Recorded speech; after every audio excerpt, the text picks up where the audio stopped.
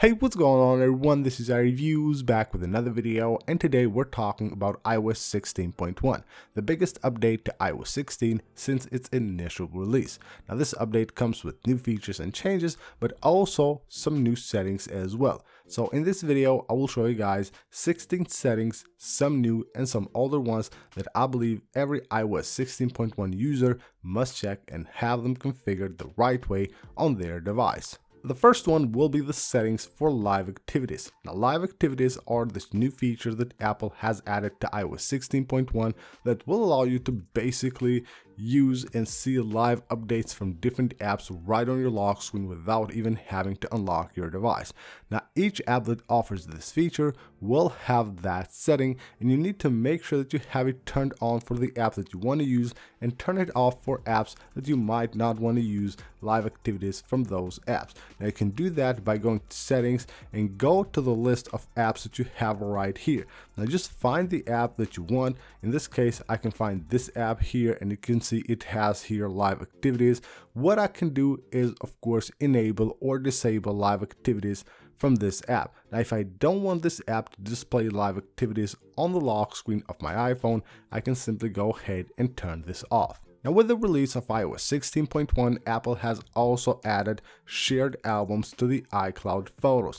Now, you can enable that by going to your iCloud at the top of your settings app, go to iCloud Photos, and you will see right here shared albums. Make sure you have this enabled, and you can create albums to share with other people. You can subscribe to other people's albums, and they of course can subscribe to your album, and you can view each other photos, of course the photos that you select to share on your shared album. Now, while you're here, what I suggest you do, this is an older setting, but check it out while you're here on the iCloud settings.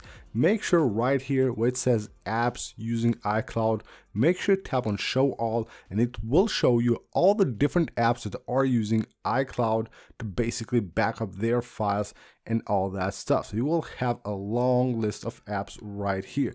Now, if you see any apps that you actually don't want to use your iCloud, you can go ahead and simply turn it off from here, and it will actually stop it from using your iCloud and also remove their data from your iCloud. So if you want to do that, you can do that from this list right here. Now, this setting right here will be displayed only on the newer iPhones. Head on to settings, emergency and SOS, and make sure you have enabled call after severe crash.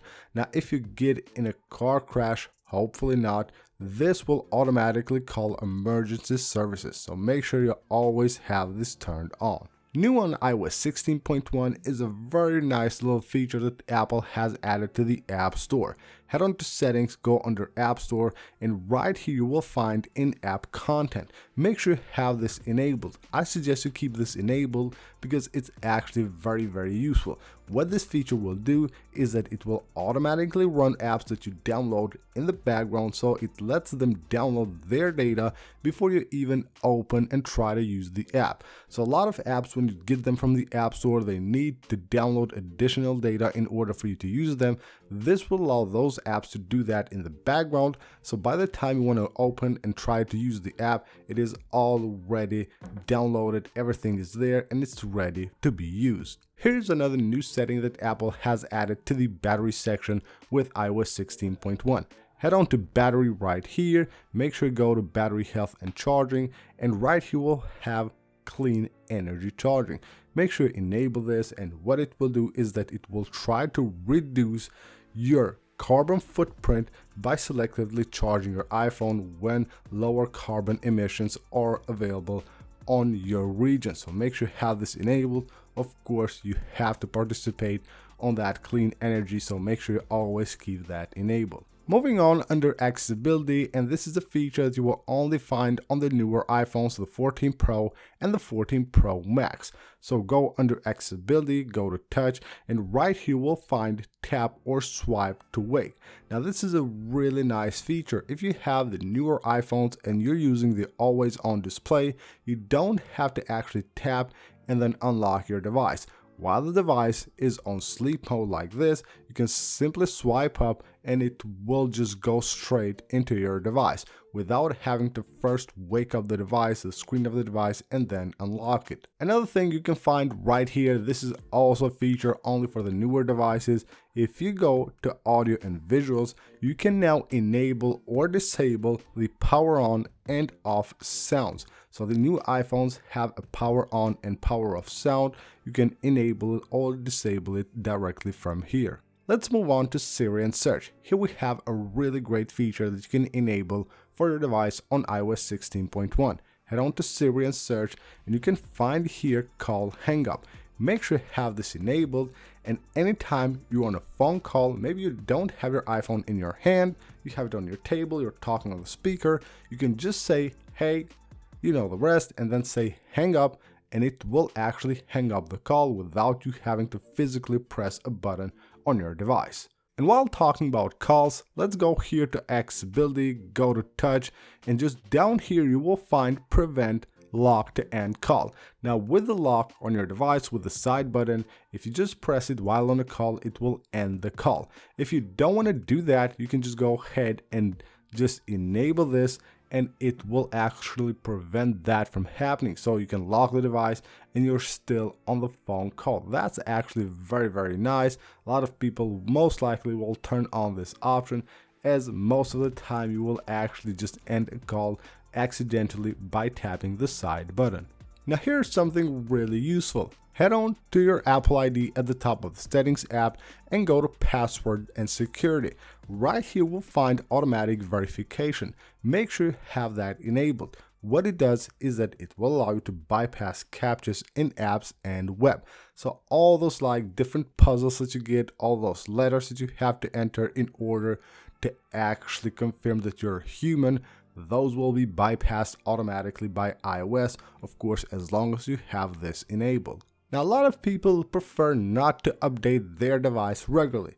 I understand that a lot of people just don't want to deal with that. I suggest you do, and you should do, make sure that you go to your settings, go to general, go under software update, go to automatic updates, and at least make sure that you have this enabled, security responses and system files. What this does is that it will update all the security patches, all the fixes that Apple does without updating your iOS version. And here we have now some older settings that I suggest you should take a look at, and of course make sure you have them configured like you should. First of all, under Safari here, make sure that you have enabled the ability to actually hide your IP from trackers, and that can be done simply by going here, hide IP address.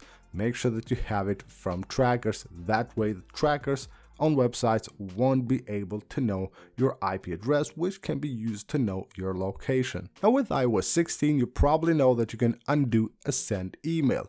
Well, that can be turned off, or you can just make the period in which you can undo a sent email way longer. To do that, head on to settings, head on to mail, and just scroll all the way down here, have undo send delay, and you can choose here how long is that period of time in which you can undo that sent email. You have 10 seconds, 20, or 30. Or if you just don't want to have that feature, you can completely turn it off, but of course, nothing bad comes from having the ability to actually undo a sent email, so make sure you have it turned on. Now here's something every iPhone user should do. You can see right here, I have my iMessage, and I have nothing here at all, just the messages and no folders. Make sure you go to settings, go under messages, scroll all the way down here and enable filter unknown senders. It will not just filter the unknown senders, but it will also add a lot of new folders. So you will have known senders, unknown senders, but you will also get a new folder dedicated for your unread messages, and also you will have your recently deleted messages right there so you can recover them to up to 30 days. And last but not least, we're talking about notes. Anytime you try to lock a note, you know that it asks you to enter a passcode.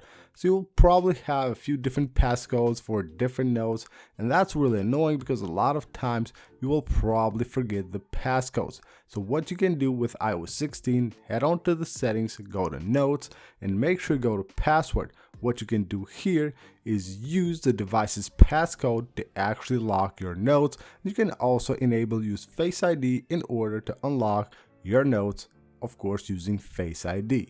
So that is it for this video, guys. I hope you guys enjoyed the video. Leave a like if you did. Don't forget to subscribe for more videos like this, and I'll see you on the next one.